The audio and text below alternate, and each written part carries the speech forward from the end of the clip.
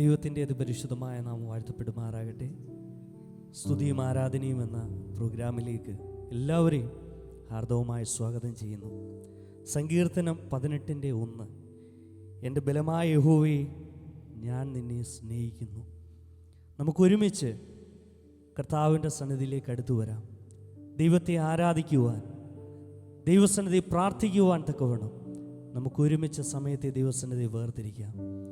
നമ്മളെ സ്നേഹിപ്പാൻ, നമ്മളെ പരിപാലിപ്പാൻ കഴിയുന്ന ദൈവത്തിൻ്റെ സാന്നിധ്യം നമ്മുടെ കൂടെയുണ്ട്. നമുക്ക് ചേർന്ന് കർത്താവിനെ മഹത്വപ്പെടുത്തുവാനായിട്ടിടയായിട്ട് നാം ഒന്നിച്ച് കർത്താവിനെ ആരാധിക്കുവാനായിട്ട് പോവുകയാണ്. ആരാധനയ്ക്ക് നേതൃത്വം കൊടുക്കുന്നത് സിസ്റ്റർ കെസിയായും ഇവാഞ്ചലിസ്റ്റ് സ്റ്റെഫിനും ആരാധനയ്ക്ക് നേതൃത്വം കൊടുക്കുന്നു. നമുക്ക് ഒരുമിച്ച് അവരോട് കൂടെ ചേർന്ന് കർത്താവിനെ ആരാധിക്കാം.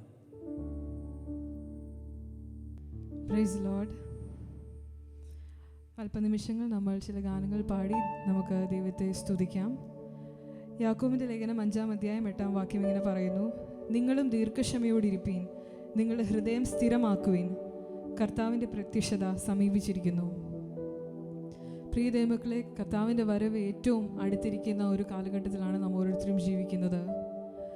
അവൻ്റെ വരവിൻ്റെ ലക്ഷണങ്ങളൊക്കെ നാം ദിനംതോറും കണ്ടുവരുന്നു. ആമേൻ. തനിക്കായി കാത്തിരിക്കുന്നവരെ തന്നോട് ചേർപ്പാനായി അവൻ വേഗത്തിൽ വരും എന്ന പ്രത്യാശയോടെ നമുക്ക് ഓരോരുത്തർക്കുമായിരിക്കാം. കാത്തു കാത്തു നിൽക്കുന്നേ ഞാൻ യേശുവേ നിൻ നാളിനായി, നിൻ വരവിൻ ഭാഗ്യമോർത്താൽ ആനന്ദം എന്താനന്ദം എന്ന മനോഹരമായൊരു ഗാനം പാടി നമുക്ക് ദൈവത്തെ സ്തുതിക്കാം.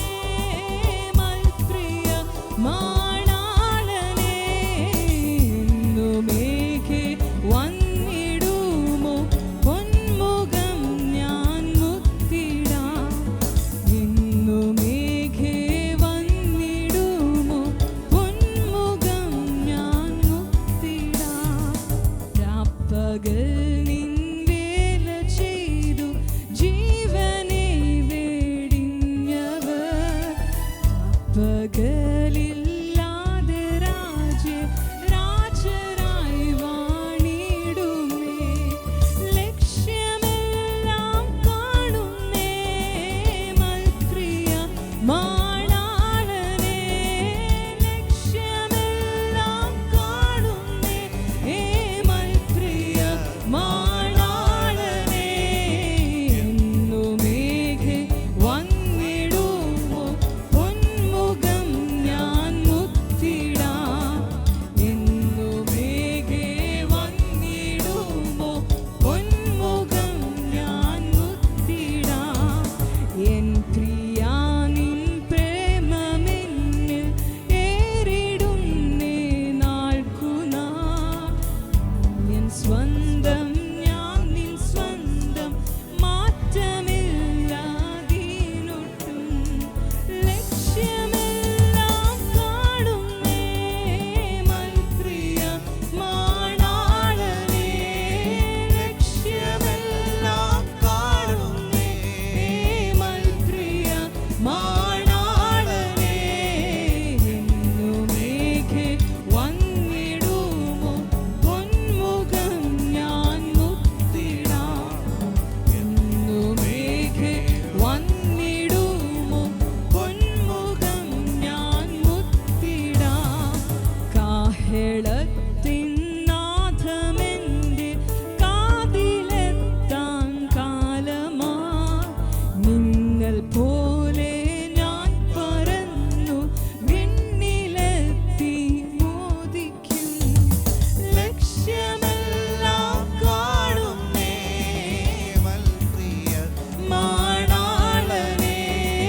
ലക്ഷ്യമെല്ലാം കാണുന്നേ മൽപ്രിയ മാണാളനേ. എന്നുമേഘെ വന്നിടുമോ പൊന്മുഖം ഞാൻ മുത്തിടാം. എന്നുമേഘെ വന്നിടുമോ പൊന്മുഖം ഞാൻ മുത്തിടാം. എന്നുമേഘെ വന്നിടുമോ പൊന്മുഖം ഞാൻ മുത്തിടാം.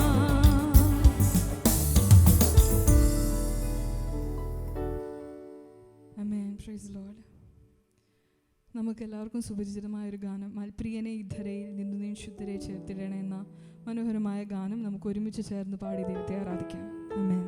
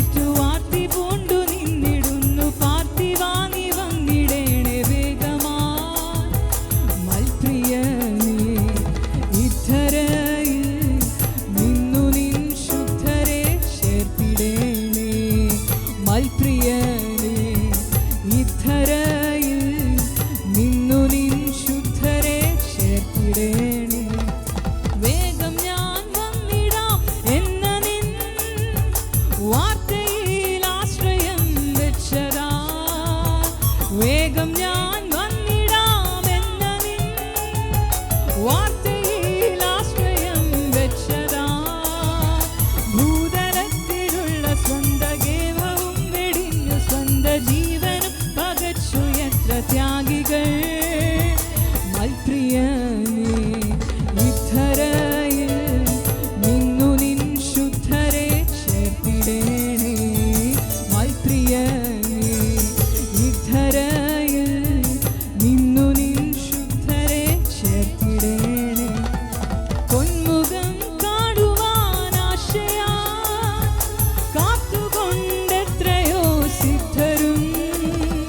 പൊന്മുഖം കാണുവാൻ ആശയാ കാത്തുകൊണ്ടെത്രയോ സിദ്ധരും. സ്നേഹത്തിന്റെ ശുദ്ധിയോട് സൗമ്യതയ്ക്കിരിപ്പിടമ ശാന്തരായൊരുങ്ങി നിൽക്കുന്നേകമായി.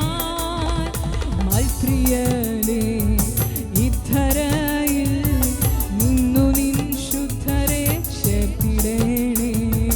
മൽപ്രിയനേ ഇദ്ധരയിൽ നിന്നു നിൻ ശുദ്ധരെ ചേർത്തിടേണേ. സർവസൃഷ്ടികളും ഏകമായി തേങ്ങിടും രോദനം കേൾക്കണേ.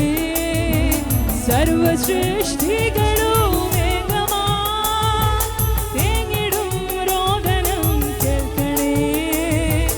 രക്ഷകാനി വന്നിടാതെ ഇക്ഷിതിയിലെന്തു ശാന്തി ക്ഷിപ്രമായെഴുന്നള്ളേണമേശുവേ. മൽപ്രിയനേ ഇദ്ധരയിൽ നിന്നു നിൻ ശുദ്ധരെ ചേർത്തിടേണേ. മൽപ്രിയനേ ഇദ്ധരയിൽ നിന്നു നിൻ ശുദ്ധരെ ചേർത്തിടേണേ. പുത്തനെ ഋഷ്യലേം ശോഭയാൽ വിണ്ണൊലി വീശുന്ന ദർശനം. പുത്തനെ ഋഷ്യലേം ശോഭയാൽ വിണ്ണൊലി വീശുന്ന ദർശനം. നിത്യവും ലഭിച്ചു സ്വന്ത ചിത്തവും പരത്തിലാക്കി സ്വർഗലോകം ഞാനും ഓടുന്നേ. മൽപ്രിയനേ ഇദ്ധരയിൽ നിന്നു നിൻ ശുദ്ധരെ ചേർത്തിടേണേ. മൽപ്രിയനേ ഇദ്ധരയിൽ നിന്നു നിൻ ശുദ്ധരെ ചേർത്തിടേണേ. മൽപ്രിയനേ ഇദ്ധരയിൽ നിന്നു നിൻ ശുദ്ധരെ ചേർത്തിടേണേ. മൽപ്രിയനേ ഇദ്ധരയിൽ നിന്നു നിൻ ശുദ്ധരെ ചേർത്തിടേണേ.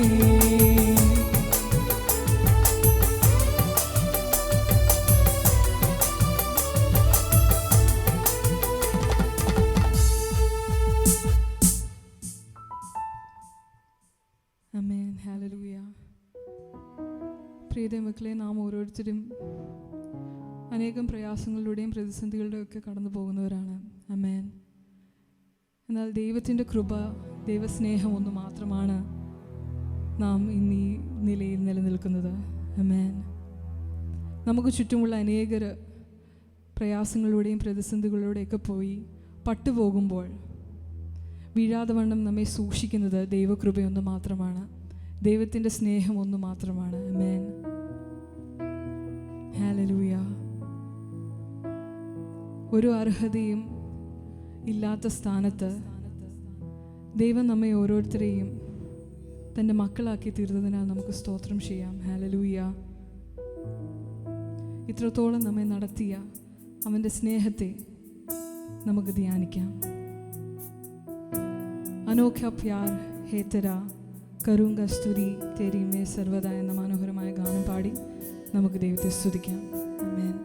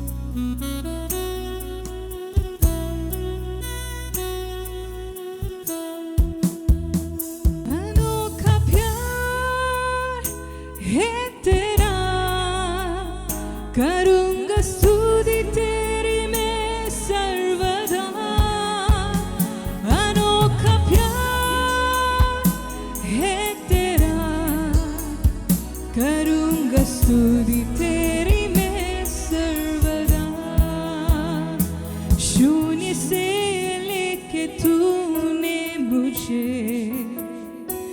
रच लिया अपने ही रूप में, प्रेम किया है आनंद प्रेम से,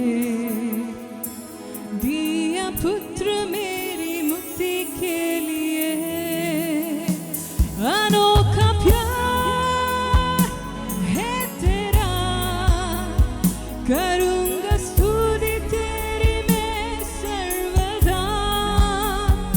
अनोखा प्यार है तेरा, करूँगा स्तुति तेरी मैं सर्वदा। जग में आया यीशु स्वर्ग छोड़ के,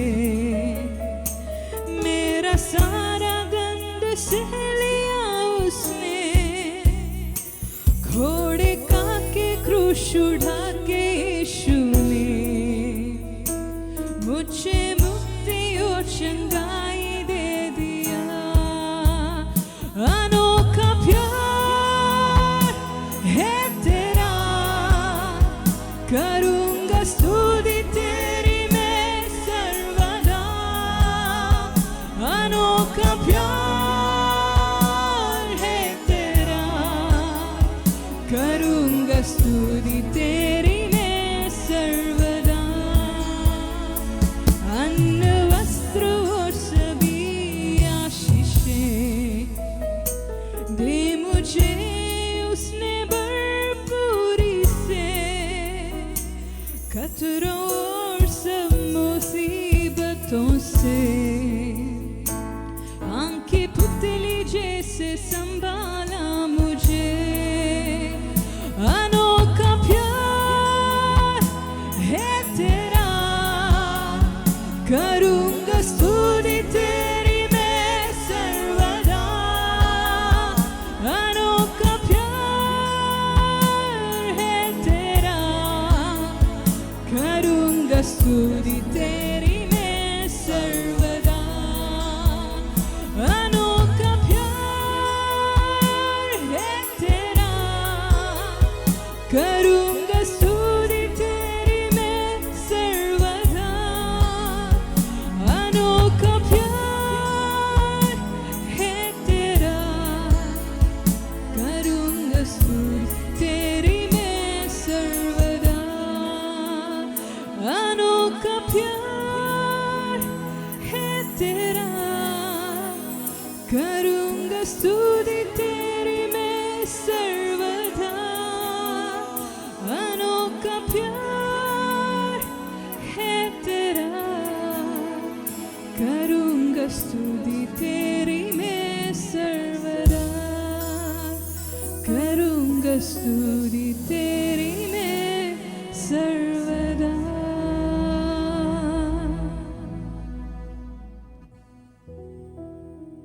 ആമേൻ. Praise lord. ചില നിമിഷങ്ങൾ ദൈവത്തെ പാടി സ്തുതിക്കുവാൻ ദൈവം നമുക്ക് അവസരം തന്നു. ഇനി ചില നിമിഷങ്ങൾ ദൈവവചനത്തിൽ നിന്ന് ശ്രവിക്കാനുള്ള സമയമാണ്. അതിനായി പാസ്റ്റർ കിരൺ കുമാറിനെ ക്ഷണിച്ചുകൊള്ളുന്നു. ആമേൻ.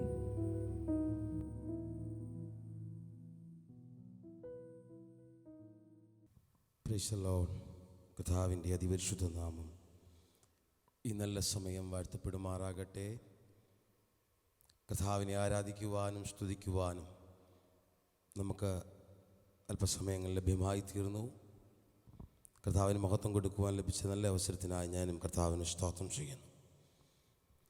അല്പസമയം ദൈവവചനത്തിൻ്റെ അടുക്കിലേക്ക് നമുക്ക് ഒരുമിച്ച് കടന്നു വരാം. നിങ്ങളെല്ലാവരെയും അതിലേക്ക് ഞാൻ സ്വാഗതം ചെയ്യുന്നു. ഒപ്പം ഈ മീറ്റിങ്ങിൽ അറ്റൻഡ് ചെയ്യുന്ന നിങ്ങളെല്ലാവരെയും കർത്തൃനാമത്തിൽ വന്ദനം ചെയ്യുന്നു. കർത്താവ് നമ്മളെ സ്നേഹിക്കുന്നത് കൊണ്ട്, നമ്മെ കരുതുന്നത് കൊണ്ട്, വീണ്ടും ആത്മീകമായി നാം വളരണമെന്ന് ആഗ്രഹിക്കുന്നത് കൊണ്ട് നമുക്ക് നൽകുന്ന ഈ നല്ല അവസരത്തിനായി ഞാൻ മഹത്വം കരയറ്റുകയാണ്.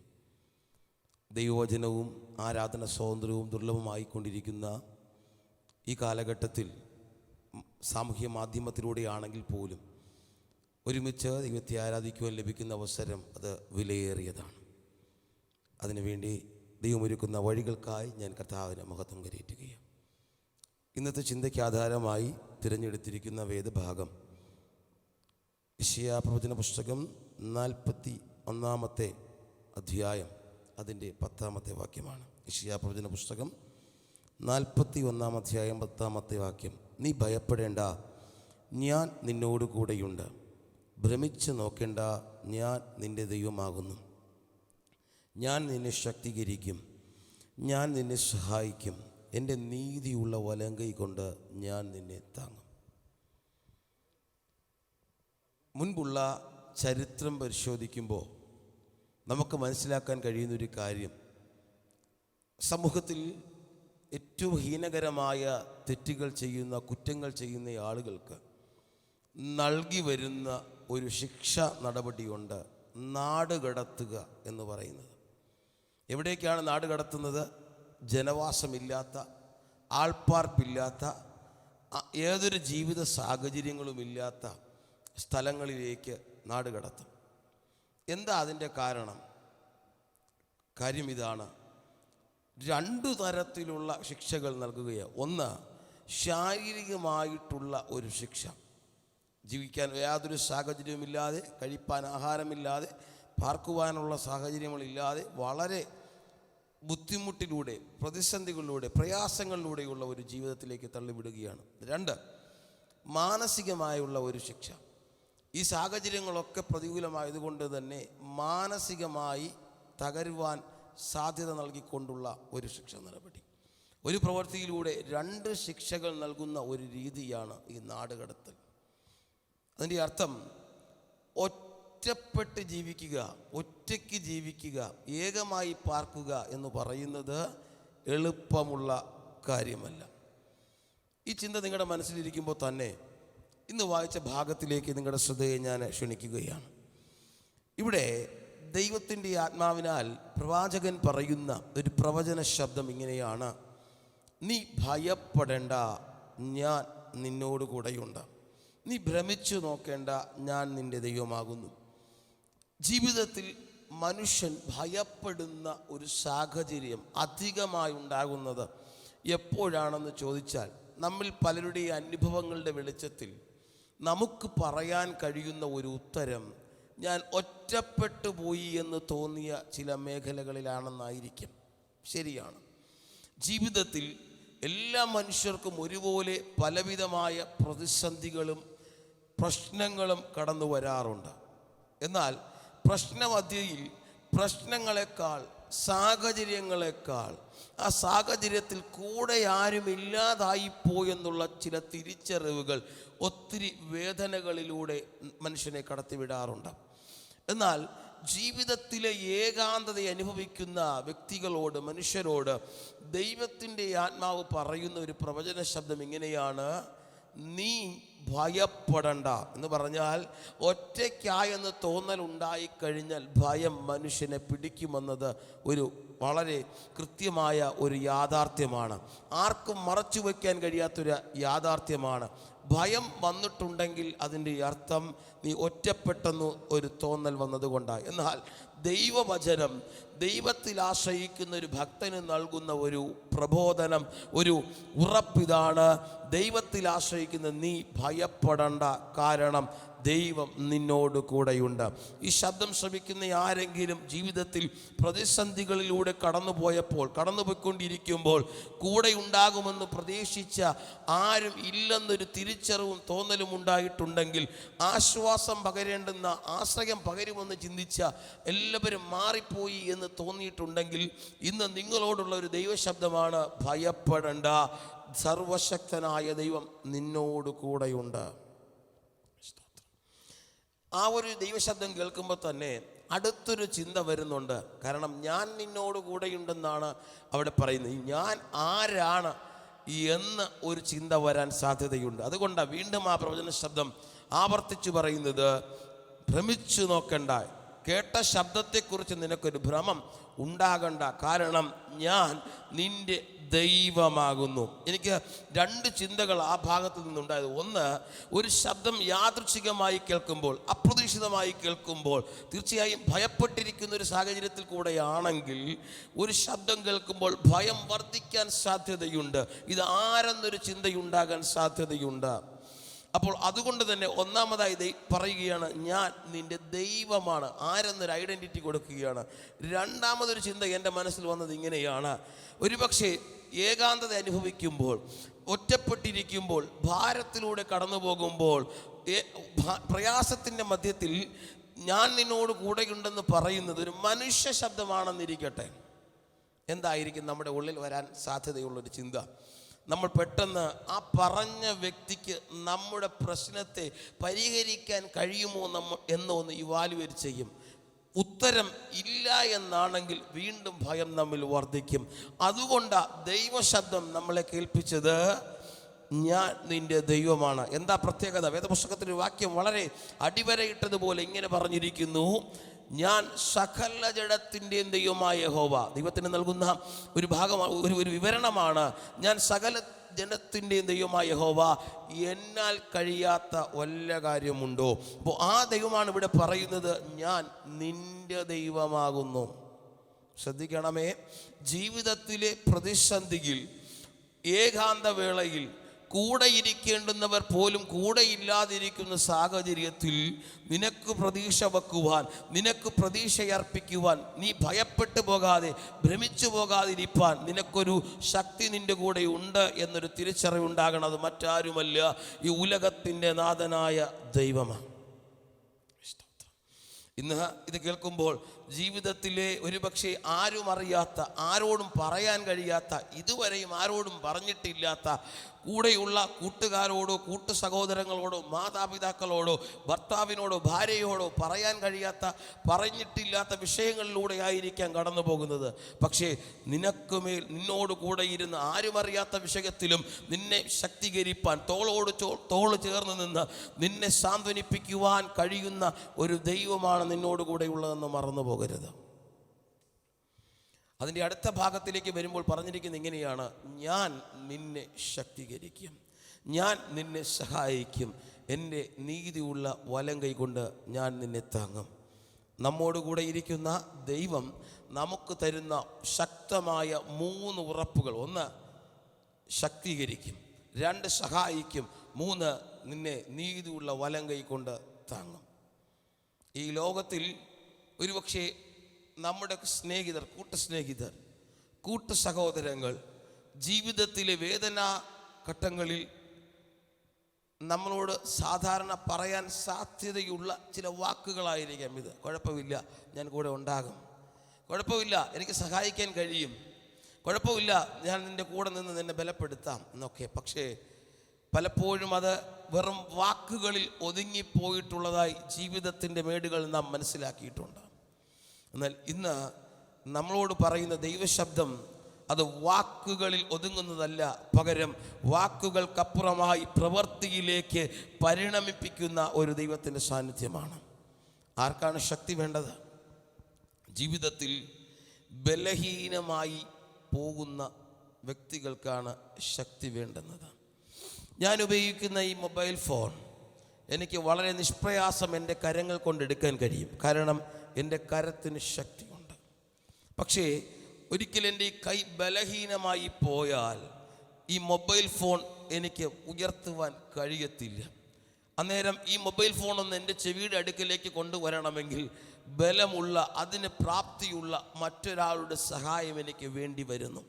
നിഷ്പ്രയാസം ചെയ്യുവാൻ കഴിയുന്ന, സർവ്വസാധാരണമായി ചെയ്തുകൊണ്ടിരിക്കുന്ന പല കാര്യങ്ങൾ പോലും ചെയ്യാൻ കഴിയാത്ത തരത്തിൽ ഒരുപക്ഷെ ജീവിതത്തിൽ ശാരീരികമായിട്ട് മാത്രമല്ല മാനസികമായിട്ടുള്ള ബലഹീനതകൾ പോലും മനുഷ്യരായ നമ്മെ പിടിക്കാം. എന്നാൽ ആ ബലഹീനതയിൽ നിന്ന് ഒരു ബലത്തിലേക്ക് കടന്നു വരണമെങ്കിൽ മാനുഷികമായ ഒന്നിന് കഴിയാതിരിക്കുമ്പോൾ, മാനുഷികമായ സഹായങ്ങൾക്ക് കഴിയാതിരിക്കുമ്പോൾ നിന്നെ ശക്തീകരിക്കാമെന്ന്, എന്നെ ശക്തീകരിക്കാമെന്ന്, നമ്മെ ബലപ്പെടുത്താമെന്ന് പറയുന്നത് സർവശക്തനായ ദൈവമാണ്. 2, സഹായിക്കാമെന്ന് ഉത്തരം തരുന്നത് ദൈവമാണ്. മനുഷ്യനിൽ നമ്മൾ ആശ്രയം വെക്കാറുണ്ട്. നമ്മുടെ ജീവിതത്തിൽ പല സമയങ്ങളിലും വഴികൾ അടഞ്ഞു പോകുമ്പോൾ, വാതിലുകൾ അടഞ്ഞു പോകുമ്പോൾ, പ്രതീക്ഷിക്കപ്പെട്ട പലതും നടക്കാതിരിക്കുമ്പോൾ മറ്റു ചില വ്യക്തികളിൽ നമ്മൾ പ്രതീക്ഷ വയ്ക്കാറുണ്ട്. പക്ഷേ നമ്മുടെ പ്രതീക്ഷകൾ പലപ്പോഴും പരാജയത്തിലേക്ക് എത്താറുണ്ട്. കാരണം എന്താണ്? നമ്മൾ പ്രതീക്ഷിക്കുന്നയാൾ നമ്മുടെ സാഹചര്യങ്ങൾക്കൊത്തവണ്ണം, നമ്മുടെ ആവശ്യങ്ങൾക്കൊത്തവണ്ണം ഒരുപക്ഷെ നമ്മെ സഹായിച്ചെന്ന് വരത്തില്ല. ഞാനൊരു ഉദാഹരണം പറയാം.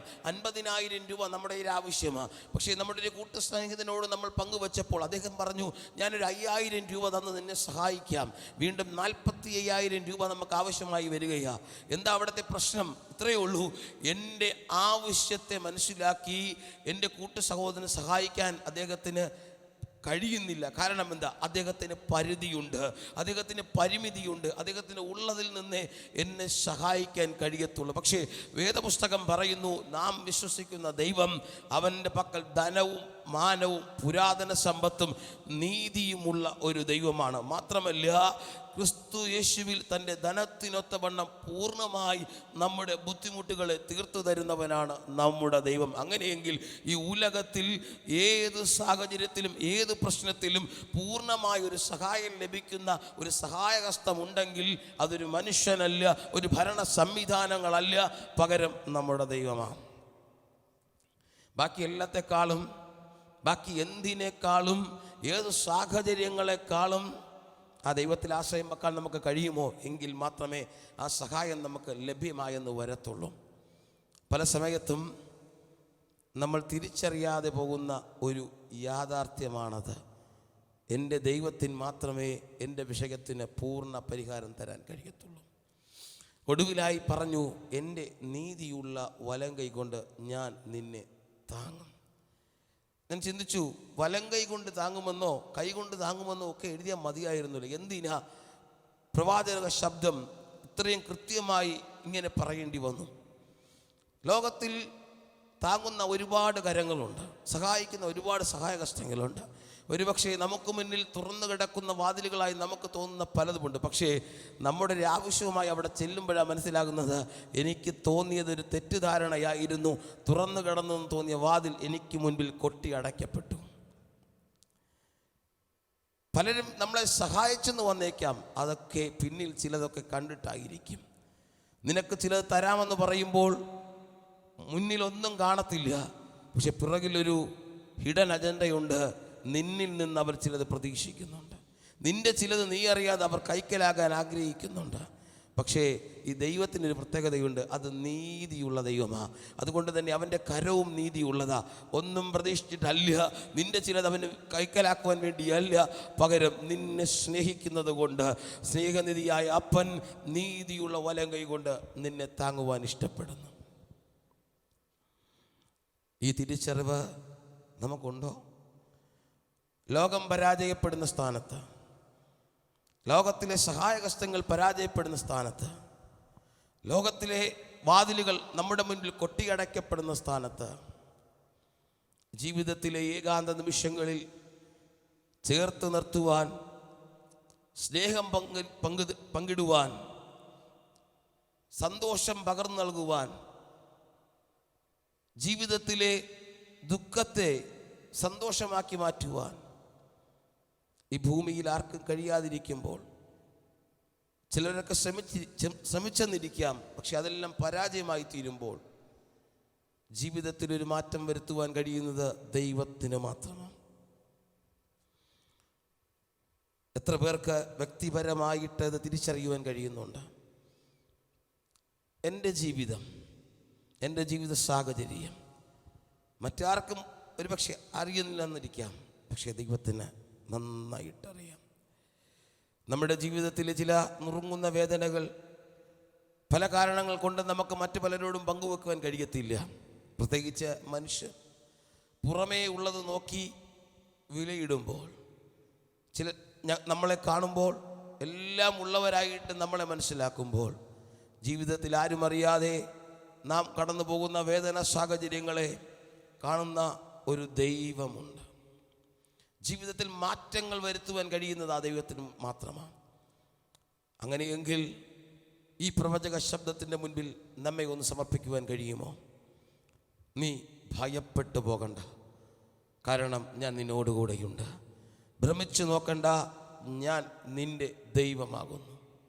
നിൻ്റെ പ്രതികൂല സാഹചര്യങ്ങളിൽ, ബലഹീന വേളയിൽ ഞാൻ നിന്നെ ശക്തീകരിക്കും. നിൻ്റെ ആവശ്യഘട്ടങ്ങളിൽ ഞാൻ നിന്നെ സഹായിക്കും. നീതിയുള്ള വലങ്കൈ കൊണ്ട് ഞാൻ നിന്നെ താങ്ങും. ഒരു നിമിഷം കേൾക്കപ്പെട്ട ആലോചന മുമ്പായി നമ്മെ ഒന്ന് സമർപ്പിക്കുവാൻ കഴിയുമോ? കർത്താവ് നമ്മെ ശക്തീകരിക്കേണ്ടതിന്, ദൈവശബ്ദത്തിലൂടെ നമ്മളെ ബലപ്പെടുത്തേണ്ടതിന് ദൈവപാദപീഠത്തിലേക്ക് നമ്മെ ഏൽപ്പിക്കാം. ഒരുപക്ഷേ ഒറ്റയ്ക്ക് നിന്ന് ജീവിതത്തിലെ പല ഭാരങ്ങളും ചുമലിലേൽക്കുന്ന ഒരു വ്യക്തിയായിരിക്കാം. ദൈവപാദപീഠത്തിലേക്ക് നമ്മുടെ അഭിഷേകത്തെ ഒന്ന് കൊടുക്കാം. ഒരുമിച്ച് നാം പ്രാർത്ഥിക്കാൻ പോകുകയാണ്. നാം പ്രാർത്ഥനയ്ക്ക് വേണ്ടി തലകളെ വണക്കുമ്പോൾ തുടർന്നുള്ള നിമിഷങ്ങൾ നമ്മുടെ സഹോദരിമാർ പ്രാർത്ഥനയ്ക്ക് നേതൃത്വം നൽകും. അതിനായി കർത്താവ് സഹായിക്കട്ടെ. Price the Lord. നമുക്ക് പ്രാർത്ഥനയിലേക്ക് അടക്കാം. അതിനു മുമ്പ് ഞാനൊരു വചനം വായിച്ചുകൊള്ളട്ടെ. ദാനിയേൽ 6-ാം അധ്യായം 10-ാം വാക്യത്തിൻ്റെ 2-ാം ഭാഗം. താൻ മുമ്പേ ചെയ്തു വന്നതുപോലെ ദിവസം 3 പ്രാവശ്യം മുട്ടുകുത്തി തൻ്റെ ദൈവത്തിൻ്റെ സന്നിധിയിൽ പ്രാർത്ഥിച്ച് സ്തോത്രം ചെയ്തു. ദാനിയേലിന് പ്രാർത്ഥനയുടെ പവർ എന്താണെന്ന് മനസ്സിലായതുകൊണ്ട് അവൻ 3 പ്രാവശ്യം ദിവസം ചെയ്തു വന്നതുപോലെ. നമുക്കൊരു പ്രത്യേക വിഷയം വരുമ്പോഴല്ല നമ്മൾ പ്രാർത്ഥിക്കാനായിട്ട് ഇരിക്കേണ്ടത്, നമ്മുടെ ജീവിതത്തിൽ അതൊരു പാറ്റേൺ ആയിരിക്കണം. നമുക്കിന്ന് കുറച്ച് വിഷയങ്ങൾക്ക് വേണ്ടി പ്രാർത്ഥനയ്ക്കായി ദൈവത്തോട് അപേക്ഷിക്കാം. ആദ്യമായി നമ്മൾക്ക് പ്രാർത്ഥിക്കേണ്ടത് നമ്മുടെ കുഞ്ഞുങ്ങൾക്ക് വേണ്ടിയാണ്. അവരുടെ എക്സാം നടന്നുകൊണ്ടിരിക്കുന്ന കുഞ്ഞുങ്ങളുണ്ട്, വെക്കേഷനായ കുഞ്ഞുങ്ങളുണ്ട്. അവർക്ക് ഈ വെക്കേഷൻ ടൈമിൽ ഒരുപാട് അവർ കളിക്കാൻ പോകുമ്പോൾ അല്ലെങ്കിൽ പല പല അനർത്ഥങ്ങളിൽ അവർ പെടാവുന്ന സാഹചര്യങ്ങളുണ്ട്. അതുപോലെ നല്ല അനുഗ്രഹിക്കപ്പെട്ട ഒരു വെക്കേഷൻ അവർക്ക് ലഭിക്കേണ്ടതിന് വേണ്ടിയും നമ്മുടെ കുഞ്ഞുങ്ങൾ ആത്മീയമായി നല്ല പൈതങ്ങളായി വളരുവാൻ വേണ്ടി നമുക്ക് അവർക്ക് വേണ്ടി പ്രാർത്ഥിക്കാം. അടുത്തായിട്ട് നമ്മൾക്ക് പ്രാർത്ഥിക്കാനുള്ളത് വരൾച്ച, ഈ വെള്ളത്തിൻ്റെ ബുദ്ധിമുട്ടുകളൊക്കെ. നമ്മുടെ ഇപ്പോഴത്തെ ക്ലൈമറ്റ് നമുക്കറിയാമല്ലോ, വളരെയധികം ബുദ്ധിമുട്ടുകളോടെ നമ്മൾ ഓരോരുത്തരും കഴിഞ്ഞു പോകുന്നു, ചൂടിൻ്റെ ആധിക്യത്താലൊക്കെ. അത് കാരണം പല രോഗങ്ങളുണ്ടാവും. പലർക്കും വെള്ളത്തിൻ്റെ ബുദ്ധിമുട്ടുകൾ ഓൾറെഡി വന്നു കഴിഞ്ഞു. അതിനൊക്കെ വേണ്ടി നമുക്ക് പ്രാർത്ഥിക്കാം. പ്രാർത്ഥിക്കുന്നതിനായിട്ട് അനുവേണ്ടി ക്ഷണിച്ചു. ഹല്ലേലൂയ. സ്തോത്രം സ്തോത്രം സ്തോത്രം സ്തോത്രം. ഉന്നതനും ഉയർന്നിരിക്കുന്നവനും ശാശ്വതവാസിയും പരിശുദ്ധനെന്ന നാമുള്ള ഞങ്ങളുടെ നല്ല കർത്താവേ, ഈ നല്ല സമയത്തിനായി ഞങ്ങൾ അങ്ങയെ വാഴ്ത്തുന്നു, അങ്ങയെ സ്തുതിക്കുന്ന കർത്താവേ. അനുഗ്രഹിക്കപ്പെട്ട കർത്താവേ, ഈ പൽക്കാലം കർത്താവിൻ്റെ സന്നിധിയിലേക്ക് ഞങ്ങളുടെ വിഷയങ്ങളുമായി കർത്താവെ അടുത്തു വരുവാൻ സുഖദേവൻ ഞങ്ങളെ സഹായിച്ച അങ്ങയുടെ ദയക്കായി നന്ദി ഹൃദയത്തോട് ഞങ്ങൾ അങ്ങയെ വാഴ്ത്തുന്നു, അങ്ങയെ സ്തുതിക്കുന്ന കർത്താവേ. ഹല്ലേലൂയ. അങ്ങ് ചെയ്ത എല്ലാ നന്മകൾക്കും ഉപകാരങ്ങൾക്കുമായി നന്ദിയോടെ സ്തോത്രം ചെയ്യുന്ന കർത്താവേ. ഹല്ലേലൂയ. പറയപ്പെട്ട വിഷയം പിതാവിൻ്റെ കരങ്ങളിലേക്ക് സമർപ്പിച്ച് ഏൽപ്പിക്കുന്ന കർത്താവേ. ഹല്ലേലൂയ. ഞങ്ങളുടെ തലമുറകൾക്ക് വേണ്ടി ഞങ്ങൾ പ്രാർത്ഥിക്കുന്ന നാഥ. ഹല്ലേലൂയ. ഞങ്ങളുടെ കുഞ്ഞുങ്ങളുടെയൊക്കെയും കർത്താവേ ഹല്ലേലൂയ പരീക്ഷയൊക്കെയും നടന്നുകൊണ്ടിരിക്കുന്ന കർത്താവേ. ഹല്ലേലൂയ. കർത്താവേ, ഞങ്ങളുടെ കുഞ്ഞുങ്ങളെ സഹായിക്കുമാറാകണമേ, അവരോട് കൂടെ ഇരിക്കുമാറാകണമെന്ന് പ്രാർത്ഥിക്കുന്നു. നല്ല വിജയം ഞങ്ങളുടെ കുഞ്ഞുങ്ങൾക്കെല്ലാം നൽകുമാറാകണമേ കർത്താവേ. ഹല്ലേലൂയ. കർത്താവേ, വെക്കേഷനായിരിക്കുന്ന ഞങ്ങളുടെ കുഞ്ഞുങ്ങളുണ്ട് കർത്താവേ, അവരെയും കർത്താവ് ബലപ്പെടുത്തുമാറാകണമെന്ന് പ്രാർത്ഥിക്കുന്നു കർത്താവേ. ഈ ചൂടിൻ്റെ കർത്താവേ ഹല്ലേലൂയ കർത്താവേ അവസ്ഥയിൽ അവർക്ക് ആർക്കും ഒരു രോഗമോ ഭാരങ്ങളോ ഒന്നും ഉണ്ടാകുവാൻ ഇടയാക്കല്ലേ എന്ന് അടിയങ്ങൾ അങ്ങയോടെ പ്രാർത്ഥിക്കുന്നു കർത്താവേ. ഹല്ലേലൂയ. കാലാവസ്ഥ വളരെ പ്രതികൂലമായിരിക്കുന്നു നാഥനെ, നന്ദിയോടെ സ്തോത്രം കർത്താവേ. ഹല്ലേലൂയ. കർത്താവേ ഹല്ലേലൂയ. ഇന്നൊന്നും കർത്താവേ ഹല്ലേലൂയ ഞങ്ങളുടെ പ്രിയപ്പെട്ടവരൊന്നും കർത്താവേ ആർക്കും ഒരു രോഗമോ ദുഃഖമോ കർത്താവേ ഭാരങ്ങളൊന്നും ഉണ്ടാകുവാൻ ഇടയാക്കല്ലേ എന്ന് അടിയങ്ങൾ അങ്ങയോടെ പ്രാർത്ഥിക്കുന്നു കർത്താവ്. പലർക്കും വെള്ളമില്ലാതെ വളരെ ബുദ്ധിമുട്ടുകൾ അനുഭവിക്കുന്നു നാഥ. എത്രയും വേഗം കർത്താവേ ഹല്ലേലൂയ കാലാവസ്ഥ അനുകൂലമായി തീരുവാൻ കർത്താവ് സഹായിക്കണമെന്ന് അടിയങ്ങൾ അങ്ങയോടെ പ്രാർത്ഥിക്കുന്നു കർത്താവേ. ഞങ്ങളുടെ കുഞ്ഞുങ്ങളെ പിതാവിൻ്റെ കരങ്ങളിലേക്ക് വീണ്ടും ഏൽപ്പിക്കുകയാണ് കർത്താവേ. അവർ കർത്താവേ വെക്കേഷൻ അവർക്ക് അനുഗ്രഹമായി തീരണം കർത്താവേ. ഓരോ കർത്താവേ ഹല്ലേലൂയ കൂട്ടുകെട്ടിലും കർത്താവേ ദുഷ്ട കൂട്ടുകെട്ടുകളൊന്നും അവരകപ്പെട്ടു പോകാനിടയാക്കാതെ ഹല്ലേലൂയ കർത്താവിന് വേണ്ടി ജീവിപ്പാൻ അവരെ സഹായിക്കുമാറാകണമെന്ന് അങ്ങയോടെ പ്രാർത്ഥിക്കുന്ന കർത്താവേ. ഞങ്ങളുടെ കരങ്ങളിലേക്ക് ഏൽപ്പിക്കുകയാണ് കർത്താവേ. ഹല്ലേലൂയ. ദൈവത്തിന് മഹത്വം കർത്താവ്. വിഷയങ്ങളിലെല്ലാം കർത്താവ് മറുപടി തന്ന എൻ്റെ പിതാവ് ഞങ്ങളെ മാനിക്കുമാറാകണമെന്ന് പ്രാർത്ഥിക്കുന്ന കർത്താവേ. കാലാവസ്ഥ അനുകൂലമാക്കുന്നതിനായി സ്തോത്രം ചെയ്യുന്ന പിതാവേ. ഹല്ലേലൂയ. എല്ലാ വിഷയങ്ങളും അതിൻ്റെ കരങ്ങളിലേക്ക് സമർപ്പിച്ച് ഏൽപ്പിക്കുന്ന കർത്താവ്. ഒരു പ്രാവശ്യം കൂടെ പിതാവിൻ്റെ കരങ്ങളിലേക്ക് സമർപ്പിക്കുന്നു. പ്രാർത്ഥനയായിട്ടുണ്ട്. സ്തോത്രം. എല്ലാം വേഗം എന്ന് യേശുക്രിസ്തുവിൻ്റെ നാമത്തിൽ തന്നെ. ആമേൻ. ഞങ്ങളെ ശ്രമിച്ചുകൊണ്ടിരുന്ന എല്ലാവർക്കും യേശുക്രിസ്തുവിൻ്റെ നാമത്തിലുള്ള നന്ദി അറിയിക്കുകയാണ്. ഇന്ന് വൈകിയ സമയം നമുക്ക് ഒരുമിച്ചായിരിക്കാൻ, ഒരുമിച്ച് സ്തുതിപ്പാൻ ദൈവം സഹായിച്ചുവല്ലോ. അത് നമ്മുടെ ജീവിതത്തിൽ വലിയ അനുഗ്രഹവും നന്മയും വിടുതലുമാക്കി ദൈവം മാറ്റിയതിനാൽ നന്ദി പറയുന്നു. നിങ്ങൾക്ക് എന്തെങ്കിലും പ്രാർത്ഥനാ വിഷയങ്ങൾ, പ്രയാസങ്ങളുണ്ടെങ്കിൽ ഞങ്ങളെ എഴുതി അറിയിക്കുക. ഞങ്ങൾ നിങ്ങൾക്ക് വേണ്ടി പ്രാർത്ഥിക്കുന്നതായിരിക്കും. ദൈവം നമ്മളെ ഓരോരുത്തരെയും ധാരാളമായി അനുഗ്രഹിക്കുമാറാകട്ടെ.